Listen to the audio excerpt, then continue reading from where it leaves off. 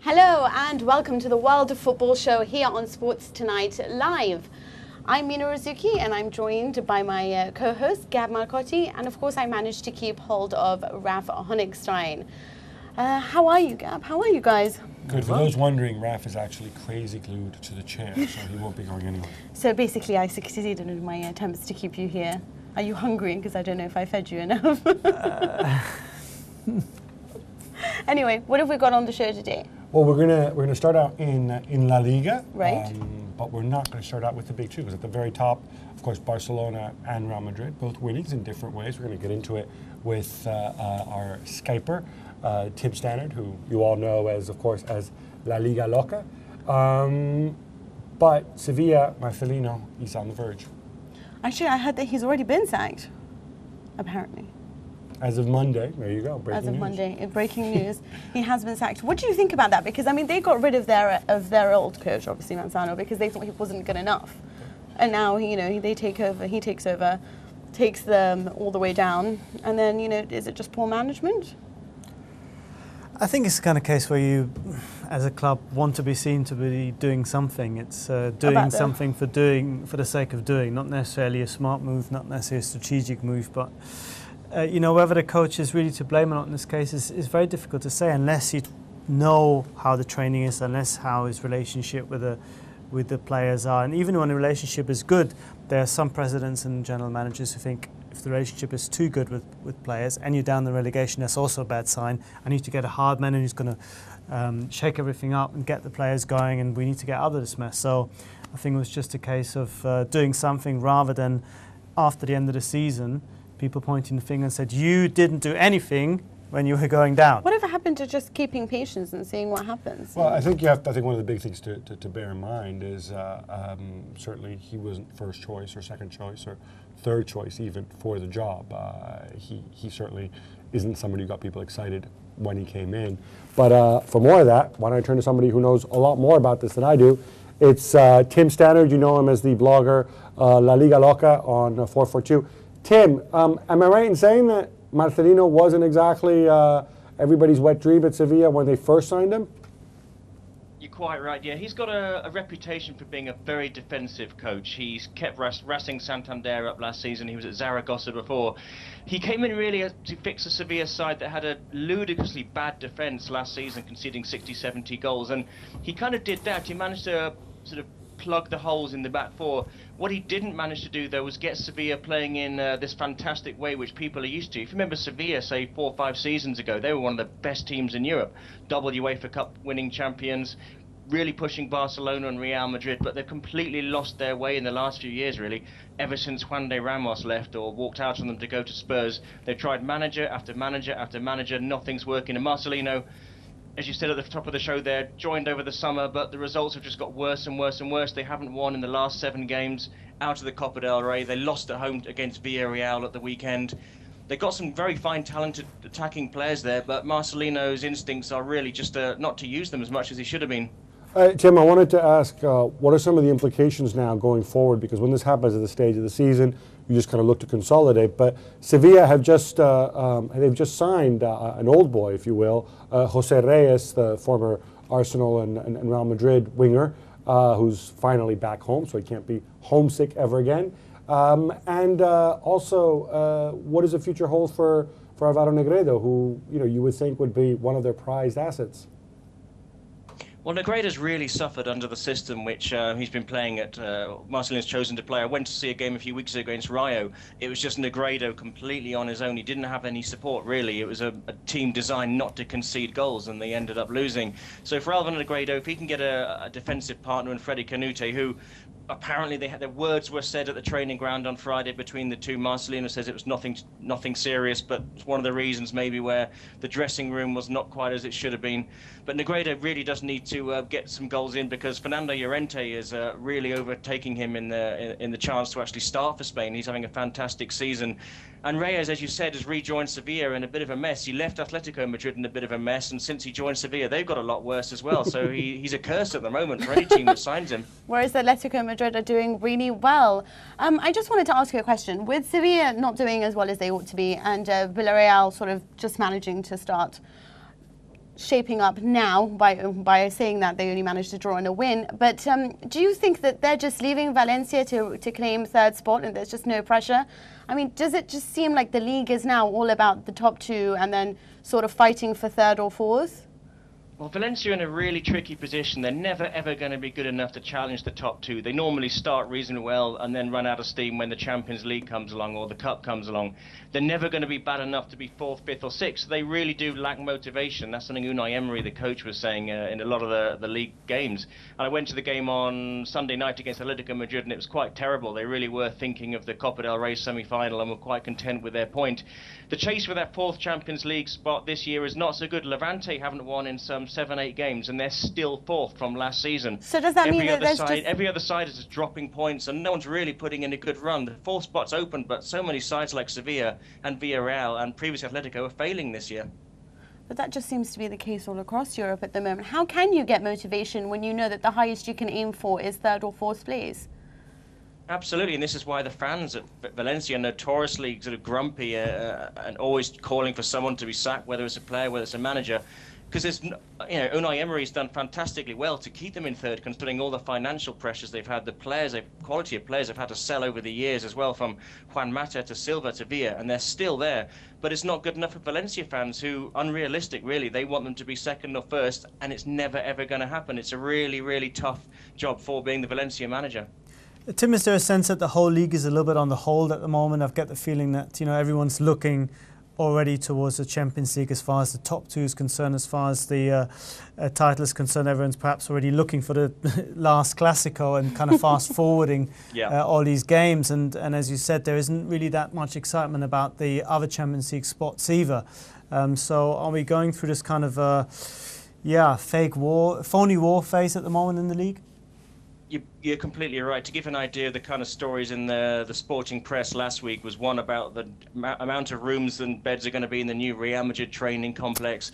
Stuff about where Real Madrid could win the league. Could they win it by the Camp Nou? Could they win it in the Camp Nou and get their guard of honor? So the league title race is seen as over at the moment with good reason as well, because you expect Barca to drop more points along the way. So yeah, everyone's looking really for the Champions League to start, because no one really cares about who comes fourth or fifth. I do, a lot of other people do, but no one in Spain does. It's not really like, is it going to be Athletic Bilbao or is it going to be Espanyol? No one really cares. The sides that are going down are probably already there in the relegation zone, sides like Granada, sides like Zaragoza. So yeah, you're right. It's the Champions League really this season. The rest of it is pretty done and dusted. Tim, I wanted to ask you about Granada. Something I thought might be interesting to some of our viewers who might not be familiar is they signed a guy, Henrique, from Brazil, who was obviously he was linked with QPR, he was linked with Spurs. For those who don't know, this kid, he's 21 years old. He was the top scorer and also the player of the tournament at the World Under-20 Cup, which Brazil won, I believe. Now, Granada are basically run by Udinese and bankrolled by Udinese, and they've signed this guy with a deal where it's something like $500,000 for an 18-month loan, and then they can buy him outright for $7 or $8 million. And I look at this and I think, Tim, it's kind of a no-brainer. Hugely talented guy. You bring him in for close to nothing. If he's rubbish, you don't care. If he's good, he's going to be worth more than that $7-8 million you paid for him, and you're laughing all the way to the bank. Yes, it's one of those piece of businesses which was snuck through very late on what was a very quiet transfer deadline day.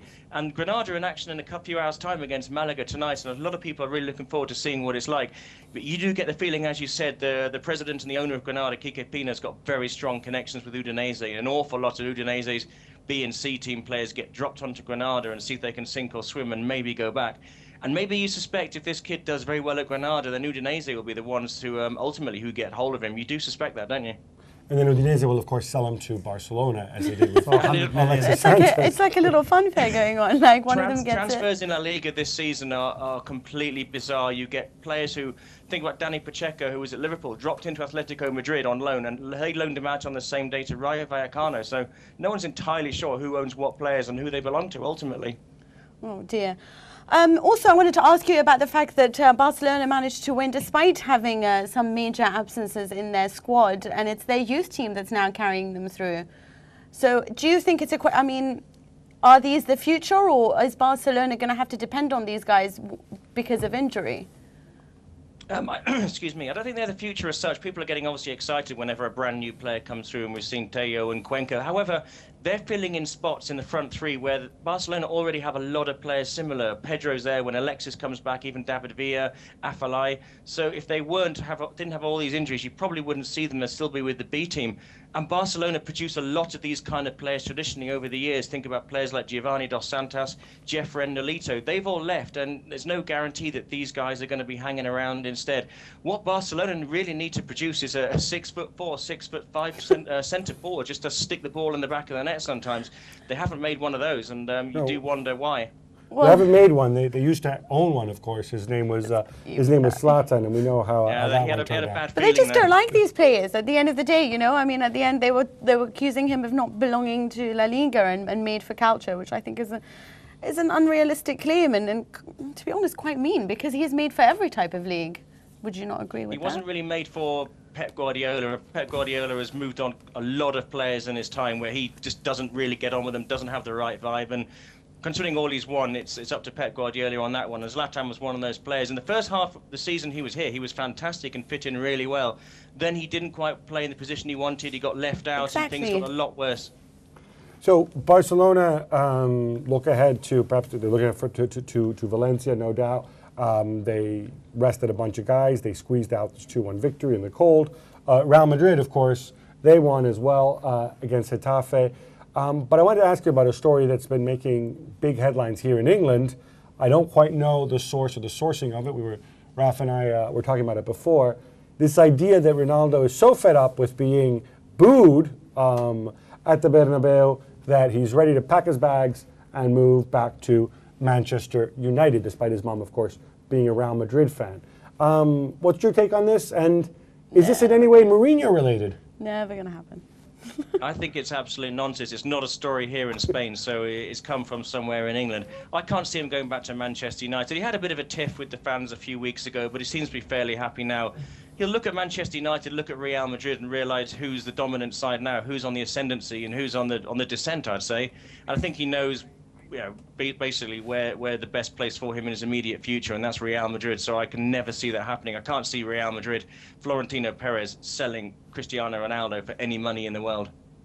Well, the thing is that he's obviously with Madrid because he thinks this is the closest side to actually achieve anything in the near future and to start, you know, as you can say, dominating everything the way that Barcelona has if Barcelona is on the decline. Do you think that it will reach an extent where he really does feel like it doesn't matter about all the trophies, he wants to be in a place where he is loved?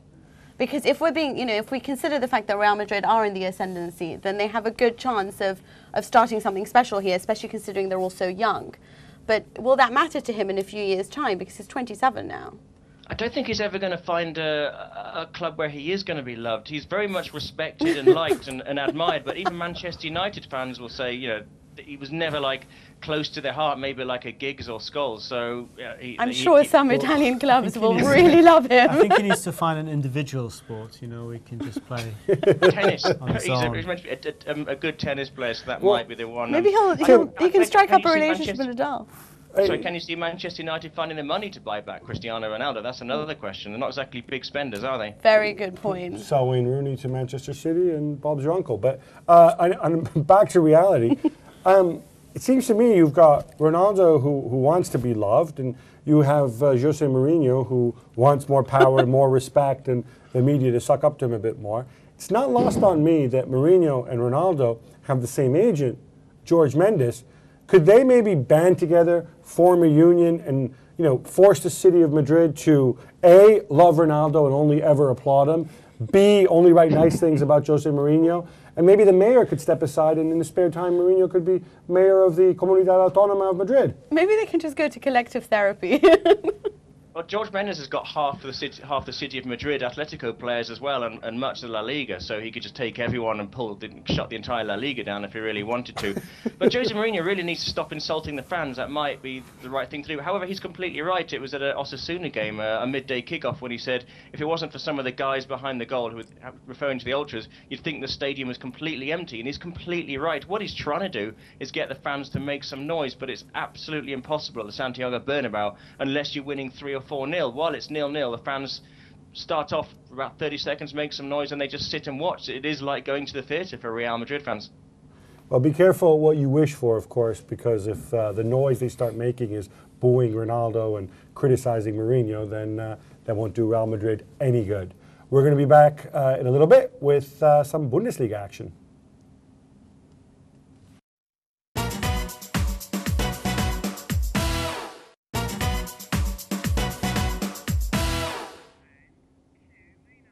Hello and welcome back to the World of Football Show. I'm Mina Rzouki and I actually managed to win a fight. So we're not going to be talking about the Bundesliga, we're going to be talking about culture because that's my favourite topic. She always gets her way, doesn't she? That is the benefit of being a girl. But did you guys manage to watch any of the Italian games? Because honestly, there's so much drama going on. There was, but not much at the Juventus game, no? At least not in terms of goals. No, sadly not. Juve created plenty of chances, but of course at the end, despite they reflecting have on no the good chances, they were unable to convert. What do? They went and they complained about the referee. No, you see, I think that's really unfair saying that. You are the only person. Now, I heard you talking about this before, and you said that that wasn't a penalty, yeah? But there's yet to be. I've watched every single show on Sky Italia. I haven't said that it's not a penalty. I've said that. But surely everyone talks about that. Like, I mean, isn't to make a point about that? It's a departure for Conte all season long. We've had Conte not being really realistic. talking about the referees. We've had Conte saying, well, you know, we're working hard and they've been intense and they've been good and they're still undefeated. Here was a game, you're playing Siena. It's very difficult to play against Siena. They're very tactically organized.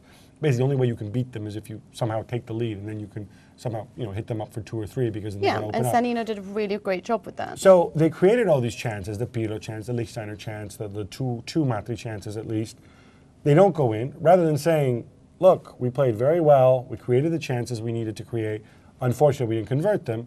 The whole narrative after the game was about this penalty, which wasn't given. But you think that was by design, so that the narrative wouldn't be about Juventus missing a huge opportunity, possibly, to put some breathing space between them and Milan, a huge, maybe also a bad reflection on their ability to break down sides like Siena, which, if you want to win the title, ultimately the title might be decided in those kind of games rather than the big head-to-heads. I mean, Gianluigi Buffon was the one who had the most, he was most aggrieved by what happened there. But you could tell with his post-match conference, he was actually very calm. Beppe Marotta, who's the sporting director, came out and he seemed furious. He said, we demand more respect, we've only been offered, which you can almost understand. I think I agree with you, I don't think it's very professional, and I think you have to look at the fact that Siena did a very good job of being defensive and organised. You're top of the table, you're undefeated, people have been giving you nothing but praise. The less you talk about referees, the better, for obvious reasons. Well, this is what I'm saying, but it's a very Italian thing. I mean, Moratti came out and said, why are we constantly conceding penalties? You know, why are we constantly being, you know, penalised by the refs? I mean, you know, everyone comes out and says, oh, Milan was offered a penalty that wouldn't even be given in Mars. You know, this is something that you speak about, you know? Not just in Italy. They spoke about it here. Yesterday, Villas-Boas. So I don't think it is such an outlandish... No, but what I'm saying is strategically, you do it when you're in trouble. I don't think Juve are in trouble. I think actually, I love the signings they make. I think Padoin is a tremendous signing. Not so high on Borriello, as you know, but Cáceres, I think will help at the back. You know, Milan just self-destructed. Yes. You know, just shut the hell up. You played well. There's no major problems in the team. Yes. You know, move on. You know, take advantage, keep a low profile, and keep plugging away, which is something Conte's done a great job of this season. I'll tell you what, I'm not so sure that Conte is happy right now that Marotta went on such a limb, such a rant about referees and things like that. I think he might have shared those views, but I think he might have kept them to himself. Well, speaking of refs and, of course, of Italian journalist, hello, Tancredi, how are you? Buonasera from Milano. I'm cold, but not because of me, but because here it's the worst winter of the last 27 years, so imagine. It's freezing. I mean, can you imagine there's actually snowing in Roma? Tell us, firstly, forget Juventus for a second. Let's talk about Capello, because now you're the one who broke this news story. Please explain to me, because I'm very confused. According to Gab, who's obviously a very fluent Italian speaker, the quote is different to the one that we see everywhere, or at least it's being quoted. Let's first explain one thing. A lot of people have said why Capello is talking about this subject with Italians and not with English. The thing is that, and probably everyone could tell that clearly, when there is one foreign manager that is the manager of a national team abroad, probably is more open to speak about this thing when he comes back in his country. Actually, Capello was speaking from London, but it's the same thing. And also, Capello with Rai had always a good relationship, so he was quite open to speak about these things. And I mean, I wouldn't also underrate the thing that this question was not the main point of this short interview, of this quick show that is going on Sunday night. It was just after asking about the Scudetto race, asking about the problems with stadium, with cold. So probably Capello was very relaxed in answering to this question. This, I think, is a very good point to know. Then, when asked about this, he said clearly that he was not happy of what happened, that he wouldn't have to do in that way, and that he said to the chairman. And now we go to the point. And then he said, I consider always, I consider that John Terry shouldn't have given away the armband captain until the final decision of the court would arrive. That means, if I'm not mistaken, 1 week after the end of Euro 2012. Okay, now moving on from the whole Capello thing, because I don't want to go into it in too much detail. What about Ibrahimovic and Milan in general? Do you think that this is just a case of it's February? He always never historically manages to be on form or top form in February, and the fact that he got a 3-game ban, is that confirmed now that it's 3 games? Yeah, that's confirmed. It's news of some couple of hours ago, and as well it's confirmed that Milan will appeal this decision to try to get it down to 2, because it would mean he would miss the clash with Juventus. Yes, he will miss all the Bianconeri clashes. First Udinese, then Cesena, and at last Juventus. This is unbelievable. As well as it is unbelievable that always in February everything is happening on Ibrahimovic's shoulders. Because really, when 1 week ago people were reminding, but on February Ibrahimovic is always stopping, no one actually could believe that this time again, because, okay, come on, he's scoring every week, he's always decisive, can't happen again. Maybe it's psychological. Maybe it's menstrual. Maybe. A lot of Scandinavians go to Southeast Asia in winter to catch up with a few rays. Even they get it on the health service. So maybe that's. But my question is, I've got twofold question for you, Tancredi. One, what's been the reaction both within the club and perhaps the wider environment in terms of the fans?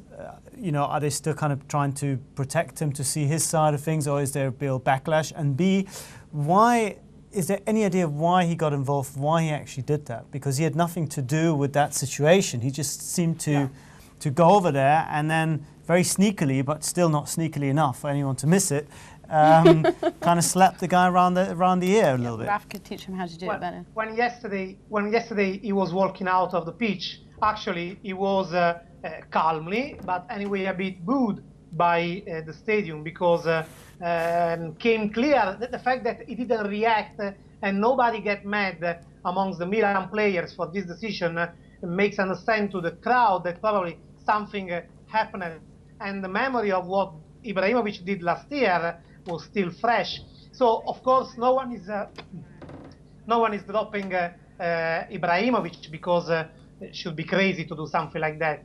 But when the game is becoming serious, becoming hard, again Ibrahimovic is showing that he got some lack of balance in mind. Also, Mino Raiola is an famous agent. Yesterday, was involved in a phone call in a show, in a football show, and actually he's always very defensive, always completely on the side of his players, Ibrahimovic and Balotelli. Yesterday, Raiola didn't excuse at all Ibrahimovic. He just rejected the fact that people were pointing that Ibrahimovic could get in crisis, because he said, okay, it's just 2 weeks that he's not scoring. This happened, but until 2 weeks ago, we were saying that he was almost golden ball. But he was not defending his player, because it's so clear that, again, when the things are becoming complicated for Milan, that lost 2-0 against Lazio, this time was not able to score against Napoli. Again, Ibrahimovic is not showing that self-control that is helping the team. Tancredi, enough Ibrahimovic, because I honestly, I agree with you. Yeah, I think the men in white coat should come and take him. Let's talk about positive role models, great footballers. Daniele De Rossi signing a contract. Roma go out, they pummel Inter 4-0. And terrific game. A terrific game. And afterwards, DDR goes there and he commits to the team. And there's some interesting details to his contract as well. Now, for those, this is a guy who could have gone anywhere and made an absurd amount of money, and yet he decides to stay with Roma. He should become the second best paid Italian player in Serie A after Gigi Buffon, that is getting a 6 million salary per year. Sorry, can I just jump in 1 second? Just because you mentioned 6 million there, and this is something that it's one of my pet peeves. That 6 million is euros and it's net. Let's be very clear about this, okay? No tax. So it's something, he's going to be making something in the order of, in pounds, something in the region of just over 10 million pounds a year, in the region of 200 grand a week. So hold on, you said it was the second, yes? So how much is Totti on? If I'm not mistaken, Totti this year should be around 4 million euros, but next year should be already different, because well, when they signed the last contract, there was this deal that he would renounce to some of his wages to help Roma to invest this money. But I must say that if I would be a Roma supporter, finally today for me would be one day to be proud of the Roma supporter, because with all the things happening, I mean, after Juventus, looks like the future belong to this team, because look at the players they have in the squad. They are all so young. Pjanic, Lamela, Bojan itself.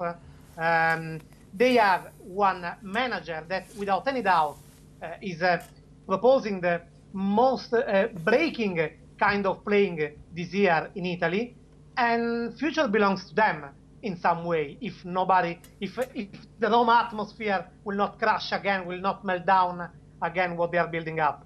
Tancredi, I agree with you. It's a wonderful story for Roma supporters, etc. But in the cold light of day, is he really worth that money?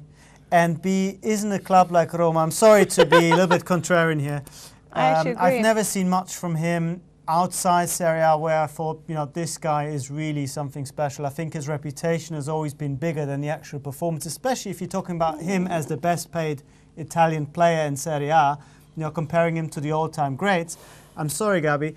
And the question is, A, is he really worth it? And B, a club like Roma who are trying to rebuild, you know, wouldn't they be better off spending that money on 2 or 3 players with a bit more potential? They've already done that. Their team is filled with talented young players. Nobody at Roma except for De Rossi and Totti makes more than 2 million a year. What are you talking about? Why can't he help me? The man's going crazy. I think he makes a really good point. I'm sorry, but you're saying that they should be proud of this. Why are they so proud of getting someone who actually said, my only issue with the contract was I didn't like the figure that I was being paid? And he said, I wanted this money from the start, and now he's getting this money. So he's actually announcing, I'm not going to make any secret of it. I did chat to other clubs. I don't know. I don't know how I'd feel about that if it was my team. And if I had a senior member as loved as Daniele De Rossi telling me, well, I wasn't sure I was going to stay with this team because I needed to really be sure about the project. And, well, I wanted this figure and I wasn't going to budge. If it was your team, you'd have Luciano Moggi stealing players from other clubs. Sorry, okay, but there's no reason. I mean, I'm sorry that, you know, like no other team managed to steal just as well, you know? the word project is perfect. I mean, in some way, I completely agree with Rafa. It's true that if you think that De Rossi is the most decisive Italian player that there is, simply can't believe that. But on the other side, let's face it, at least they should have given some 4 million euros to De Rossi. We are talking net and euros. 4 million euros per year to De Rossi. So let's say that probably they pumped something like, some 6 million euros more than it should be. Now, with 6 million euros, you probably buy just a very average defender. But at the same time, the message you are sending to the club, to the other clubs, to all Roma atmosphere, the milieu, and also as a message, as a kind of club, because also young players with perspectives now knows that there is a project in Roma. That message, it is worth that 6 million euros more that they probably put in the contract. Tancredi, going back to the game a minute, Inter, looking at Inter quickly, Inter swept away. Obviously, no Sneijder, no Alvarez. He went for the defensive lineup. It didn't work. Horrible day for Ranieri. You remember we have talked last week about how the defense of, the midfield of Inter can't handle in this way. This time they also lack, I think, motivation. But I mean, because it was clear since the first couple of minutes that Roma really wanted to win the game.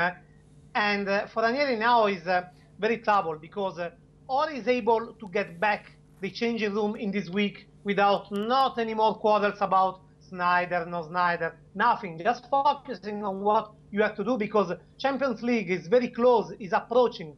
And Marseille, our colleagues will tell us later, is having such a good streak. So Inter is not at all the favorite in this moment.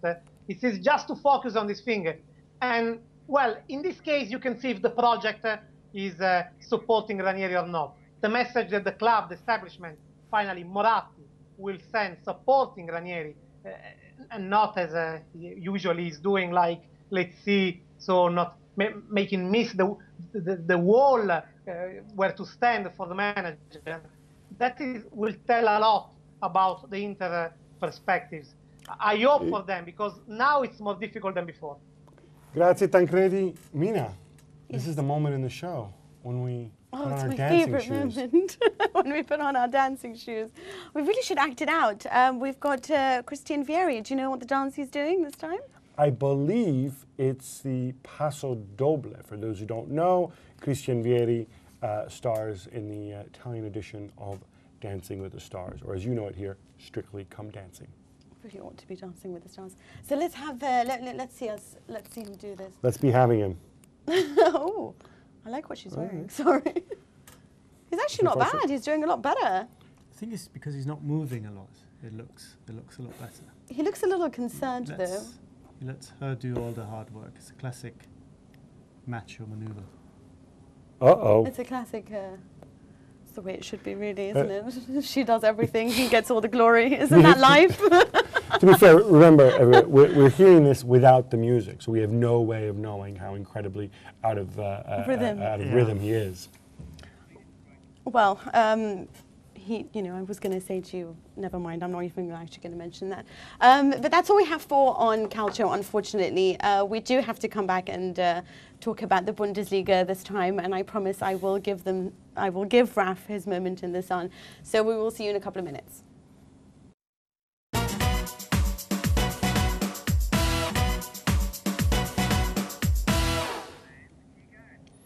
Hello, we're back, and we're going to talk some Bundesliga now. Much to Rafi's joy, and frankly, my joy too, because I really like this league. I think, if you get past some of the more Germanic elements, there's decent football, there's great crowds, of course. Now, it was looking like it was all going to be really, really tight, and then we have the weekend when everybody has a wobble, except for Borussia Dortmund, 2-0 winners on Friday night, and, they're doing it without Mario Götze. It just seems that no matter who comes in, they get a result. Yeah, I mean, they also had a wobble in that game, but they managed to overcome it and still win because the opening half an hour really saw a lot of good chances from Nuremberg. They kind of surprised them a little bit with the intensity of their game. I think Dortmund were perhaps expecting a slightly slower start from Nuremberg. Nuremberg's game plan was basically to play out of our skin for the first half hour and then tire ourselves out. And it nearly worked. Yeah, it nearly worked. Of course, you need to score then if you do that, and they didn't. And then in the second half, the experience and the movement and some of the incredible link-up play and understanding that seems to exist in that team just paid dividends. And you're absolutely right. It almost doesn't seem to matter. One week you got Kagawa playing fantastically. The next week it's Grosskreutz popping up with the goals. This time Barrios, a player who's almost on the plane to the Premier League the week before, comes in and scores and celebrates with the whole team and the fans. Blaszczykowski as well a couple of weeks ago. Yeah, and Lewandowski is still doing brilliantly. So they have a team that works, and I think that's more that can be said for the others. You see, Schalke have been doing pretty well. Gladbach, of course, overachieving in a sense. Definitely. Bayern certainly underachieving. Again, only a draw. Let's focus on the big clubs. We'll leave Bayern to one side for now. I want actually just to wrap up Dortmund. This kid, Leitner, who I believe is still just 17 years old, might have just turned 18. We only see little glimpses of him, but the guy looks like, he can certainly play. He's technically very good, but he's got balls. He's making me forget all about that little Mario Götze man. Yeah, and he's also making people forget about İlkay Gündoğan, who was actually the player signed to replace Şahin. Which didn't work out. Gündoğan's not having a great season. Leitner, who's come from Augsburg, who's never played Bundesliga before, looks already like one of those gems that Klopp and Dortmund seem to unearth, and that's the kind of the bigger debate at the moment, because I think there was a sense that Bayern almost turning into kind of Real Madrid. They have a lot of star players. He's talking about Bayern again. We're talking about Borussia. Yeah, he can't help himself. I'll come back to Borussia in a second. There's almost a view that Bayern, as I said, are kind of turning into kind of Galactico's light version with all the problems that come with it, whereas Dortmund, have lots of youngsters, have a team that work, have a system that works. It almost, as I said, it almost doesn't matter who's on the pitch. They all play the same system, and there seems to be a shift in balance of power at the moment. Okay, what I wanted to ask you about them is that Dortmund's style of play is very high pressing, really energetic, dynamic.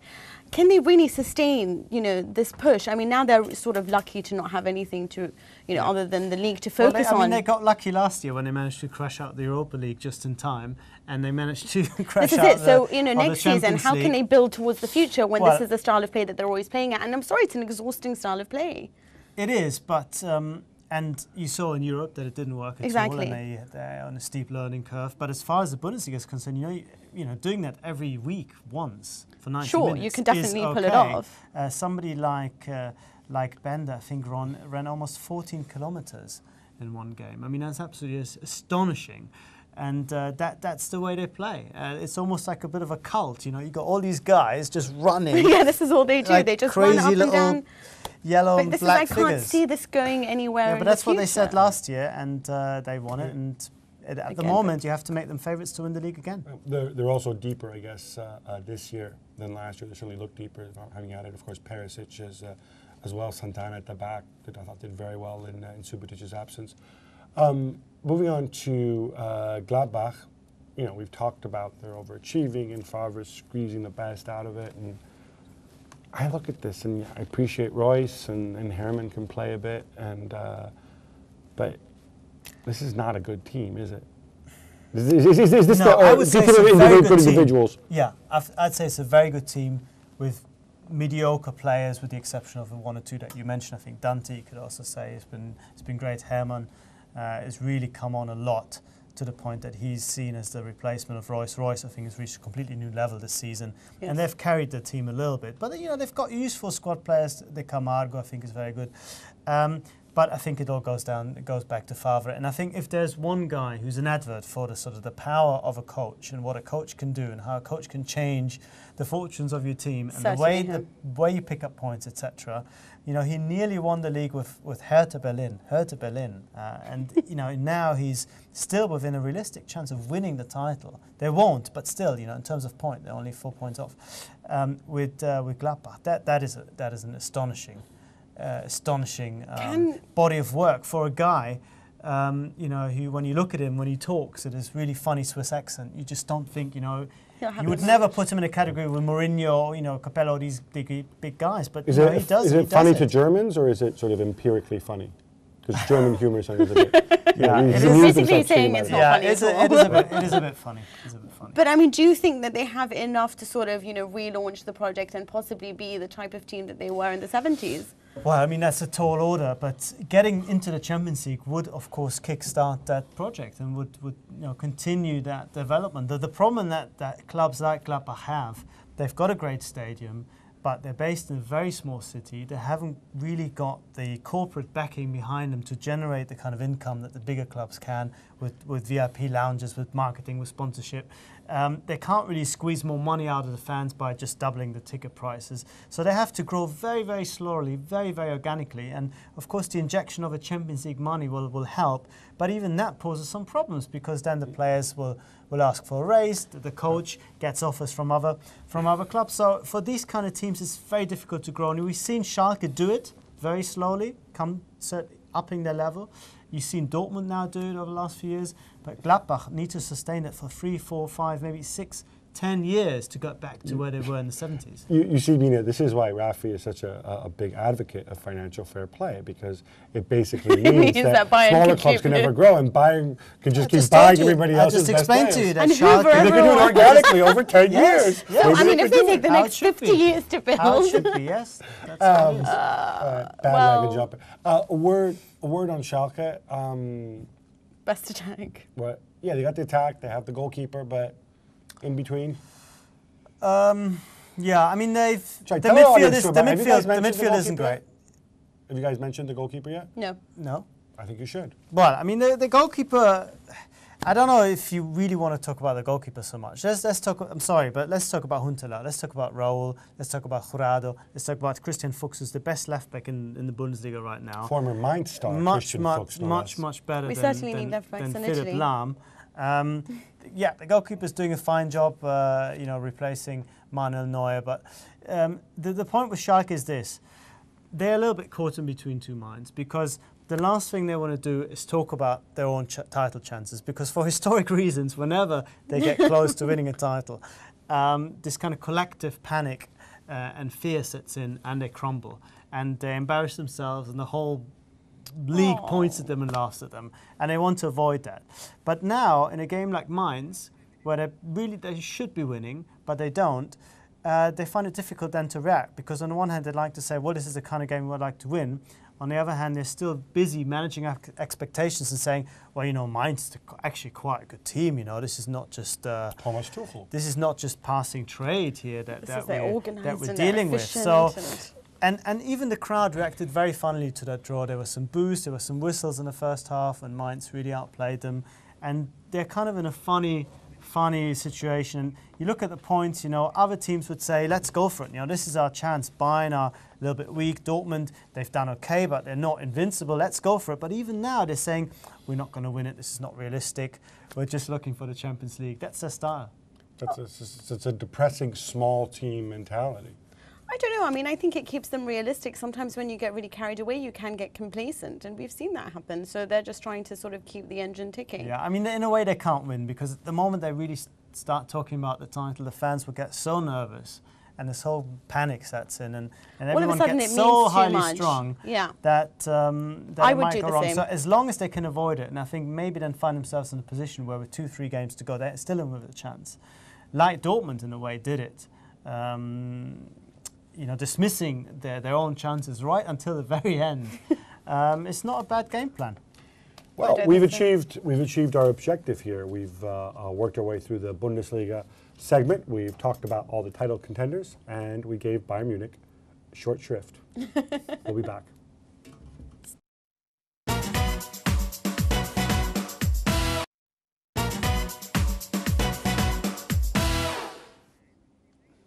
Hello and welcome back to the World Football Show. Now we're going to be discussing the African Cup of Nations, and of course, the semi-finals are coming up and it's all getting very exciting. Have you guys been watching it? Yeah, I have. Yeah. And what do you think? Do you think, we've been talking about this for so long. We were saying before that, actually you were saying before that it's so hard to get to this tournament and for things to go according to plan when it comes to the big teams like Ivory Coast. But it's shaping up to be that they could be in the final alongside Ghana, the other two, the big two. Yeah. Well, it's interesting because obviously on paper, Ghana and Ivory Coast were the two teams, I think perhaps along with Senegal, which most of us had as favorites. As our picks. But with Ivory Coast, there was the eternal caveat, which is that, you know, this is a team which often self-destructs. And, you know, in the past, because they've got so many stars, it's difficult to fit them together. In the past, they've always gone for the big-name foreign coach, like Rafi's friend Sven and whatnot. This time around, they went for an Ivorian, Francois Zahoui, who he played in Serie A briefly, actually, in the early 1980s. And, you know, this guy's got the team more chilled out, more methodical. They've gone from being this basically showboating team sometimes to a much more industrious team, and they've just cruised through the tournament. I mean, they've been an efficient machine. I think it's confounded a lot of expectations. Well, this is the thing. I mean, do you think that they would have really gone through all of that had there been, do you think it would have been so easy had there been Egypt and had there been Cameroon and other people willing to sort of test them out in different... Well, it's a hypothetical discussion, but I think the point that Gabi makes is absolutely right, because for all their talent in the past, they would always just implode. Somehow end up being less than the sum of their parts. Yeah. And not quite coming together, and I think this year they are. Whereas Ghana, you could say, they've had it really easy, they haven't really been tested, and it nearly kind of backfired because, you know, they got a little bit lucky against Tunisia. They really needed a goalkeeping mistake to get through, and I think right now, of course, you know, we have to wait to the semi-finals, but I think right now, if you look at the two teams and their prospective talents and the way they function as a team, I think Ivory Coast look a stronger outfit. Ghana has great players and throughout the team, but the Ivory Coast have that mentality, I think, that wins you tournaments. Now, you guys are talking as if it's already Ghana Ivory Coast final, which is a bit unfair to Mali and to Zambia as well. Mali, I thought, they incredible semi-final against Gabon, went right down to the wire, went to penalty kicks. I don't see them taking points off of Ghana. You would expect Ghana to be the side. At least I get the sense that Ghana is the side that gets stronger as the tournament goes on. Zambia. I can't see them taking it either. But what about Zambia? No, not for me. But I think, coming back to your point about Egypt, I think it's no coincidence that you see 4 black African sides at the end of this tournament. The North African teams haven't been anywhere. Yes. I think you could, you know, look at the political situation and think, you know, that's affected them. Or you could say because the West African sides have more exposure when it comes to individuals playing in the big league, that advantage has become bear fruition on the pitch. I think individually they've always had better teams for me, but collectively the North African teams have dominated in those competitions because they work better as teams. I think now you're coming back to a situation where those with the individual class, and in Ivory Coast's case also the collective game, are having the upper hand. Okay, but we have to move on now. But I want to discuss the fact that Neymar's turned 20. Were you invited? Yes, I did. I went to the party. It was absolutely magnificent. But did you see him being, they were celebrating with him on the pitch and he got covered in chocolate? As you do, dip somebody in chocolate. And for their 20th. Is that good for your skin, Mina? I mean, I'm sure you've had similar treatments in the past. Yeah, it's actually not that good. I personally don't think so. What do you guys think of Neymar? Because I personally can't see him as someone who can succeed to the, well, I don't know. I think he's got too much sort of pressure on him to become something now. And the way that you've seen him play, he seems to be like he might be a bit weak for the Europe, to be honest, and his style of play. I think you'd certainly have to adjust a little bit because the game is a little bit slower. Not necessarily because the quality isn't there. It's because of the way, for example, the grass is cut, and the quality of the grass is very different in South America. It's a very banal reason, but the game is slower, the ball is slower. You get a bit more time. It's a bit more attacking.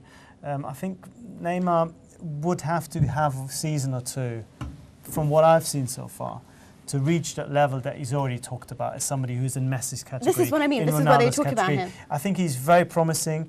He's got all the technical basics, the capabilities to succeed, but he hasn't done it yet. And I think until he does it, there would always be questions. I think worst case scenario, Neymar turns into a Robinho, which isn't exactly the greatest thing in the world, but it's certainly not bad either. This is a guy who wins league titles, plays for plays for big Mrs. clubs. Absolute sitters, you know, ones that could really help your team win something. But you were no doubt grateful to him when he did. That said, though, when we grateful talk to him about always. Messi, Ronaldo category, I mean, it's a pretty special category, and I think we all agree there's only two people in that category. If you look at the next group of players down from that, whether you choose to place Wayne Rooney in there or Iniesta or whoever, I don't think he's necessarily out of place in that group of players. It's just that the Messi Cristiano category is just so far beyond. Well, this is it. Talking of the greatest players that we've ever had, we're now coming up with our dream team, which is another favourite segment of mine on the show. And last week we were talking about finding the left-sided midfielder of a 4-3-3 formation. The producer has since changed the formation to a 4-4-2. It's like a Tinkerman, changing It's formation Ranieri. Our halfway through producer the game. is Ranieri. But let's look at the results as to who came first. None of the people that we went for, actually. So we've got Johan Cruyff, got 25%. Cruyff, sorry, I can't pronounce anything today. Pavel Nedved's not even in there. Neither are any of your choices. Who did you guys go for? I went for Iniesta. No, well, you no, I didn't. went for Xavi. But yeah, but this is the problem. I mean, You didn't I even went go on for the. Xavi. I did, yeah. You I guys had did. this big discussion about tactics. Exactly. No, Of you the didn't. You went for 4-3-3. someone that I was telling you was, Was it Lothar defensive. Matthäus? That's it. The problem is that the parameters of the game are changing constantly. First, you asked to pick someone in a holding role on the left, and now he becomes a winger. just don't complain. Let's look at can't your. work under these conditions. You sound like an Italian coach. Let's look at the team now. So this is how it's looking now. Do you like it? No. It's kind of hard to argue with a Figo Cruyff right guard. That's okay. pretty good in midfield. I think it's a good. At the back, I yeah. think Figo is a little bit I overrated. can live with that. Overrated? Yeah. Okay, Well- now let's pick who, the best attacking midfielder to add of a 4-4-2. Trequartista. Trequartista, yes, whatever you like to call it. I mean, personally, I don't know. I don't see this being the producer would pick your number 10, but I don't know if that's anyway. Who are you going for? Well, I'm going for a little-known player who's worn the number 10 at times, Diego Armando Maradona. This is it. Can you pick Diego Maradona for this role? But who else can you pick? Well, you Well, would pick I him mean- further up front. I probably would pick him further up I front, but since you defined it as a number 10 and he wears number 10, and he has played alongside two strikers for big chunks of his career, I'm going Diego. This should be the first You 100%. can't both go Diego. He's What? chosen Too late. Diego. No, late. Diego from Werder Bremen and that guy. Yeah. That's right. So I have to pick a different trequartista, a different number 10, yeah? Yeah. All right, well, I will go for his contemporary former Juventus star and our president at UEFA, Mr. Michel Platini. Really? Yes, I'm picking a Juventino. Ah! I was going to go for Zidane. Actually, I was going to go for Yeah. It's too Laudrup. slow for a number 10. Why do you need a really fast player for a number 10?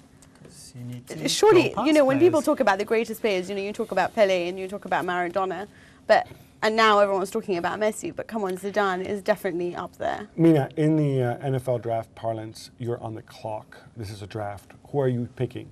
Zidane. Zinedine Zidane. There you go. No love for Michael Laudrup or indeed. I know, I was going to go for Michael Laudrup. This is it. Like, I'm really confused. But now when you're talking about number 10, and obviously Zidane, I'm going to go for him. So former Juventino, Real Madrid superstar, the Galactico, certainly the best player that ever came, in the 90s, in 2000s, 2000.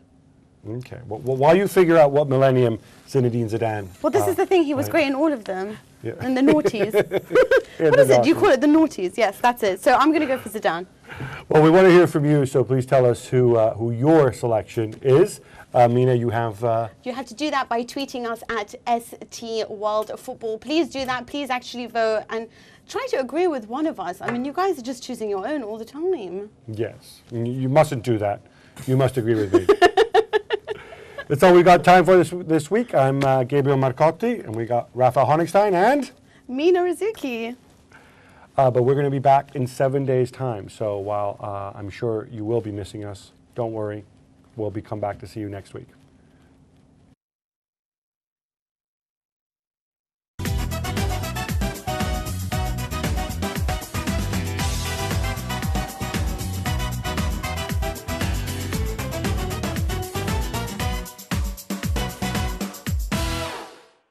Stay ahead of the game with Sports Tonight Live.